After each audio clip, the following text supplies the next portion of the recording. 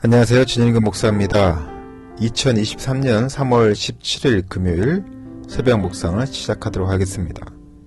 오늘 함께 보실 말씀은 마태복음 21장 33절에서 46절까지 있는 말씀이고요. 제목은 하나님의 사랑에 대한 합당한 반응입니다. 인간의 지속적인 거부에도 하나님 사랑은 우리에게 나타났습니다. 우리가 이제는 온전히 영접하고 순종해야 하는 것인데요.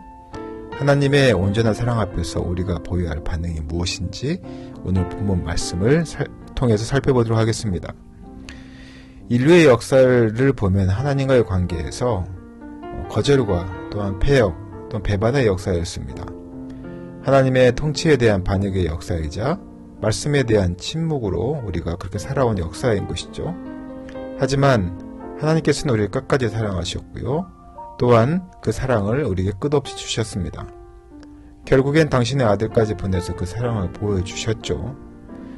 그러한 하나님의 온전한 사랑 앞에서 우리가 보여야 할 반응이 무엇인지 다시 한번 깊이 살펴보도록 하겠습니다. 포도원 비유가 나오는데요. 포도원 비유를 통해서 백성의 완악함을 오늘 본문은 드러냅니다.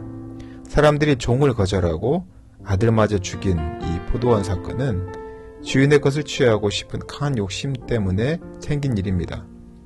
세상 것에 대한 탐욕, 이것은 하나님의 손길을 거부하게 만들죠. 내 안의 욕망을 덜어내고 주님의 말씀을 거절하지 말아야겠습니다. 건축자들이 버린 돌이 모퉁이의 머릿돌이 되었다라는 말씀으로 무지를 고발하고 하나님의 예측할 수 없는 신비를 오늘 말씀은 드러내시는데요. 열매를 맺으려면 가치 있는 것을 귀하게 보는 눈, 그리고 버린 돌로 모퉁이의 머릿돌을 삼으시는 하나님의 신비와 능력을 믿는 그런 믿음을 우리가 가져야 합니다. 지도자들은 비유의 뜻을 알고도 회개하기는커녕 예수님을 체포하려고 합니다. 회개해야 할 수 있는 기회를 거부하면 결국 떨어지는 돌의 심판을 받고 말 것입니다. 하나님의 말씀이 나의 허물과 잘못을 지적한다면 우리는 어떻게 반응해야 하는지 고민해야 합니다.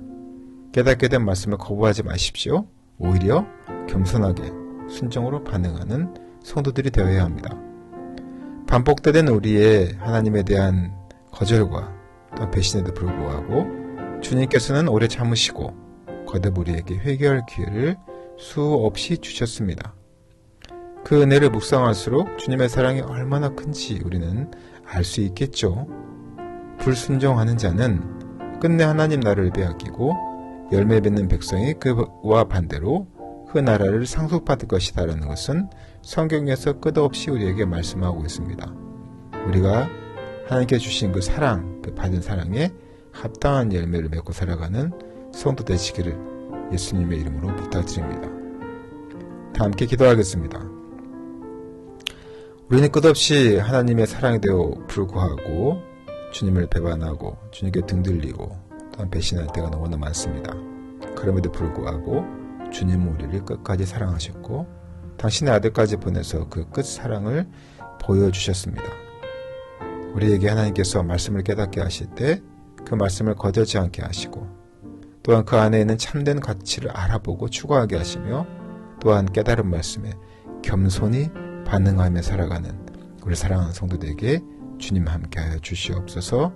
이 모든 말씀 거룩하신 예수님 이름으로 기도드렸습니다. 아멘.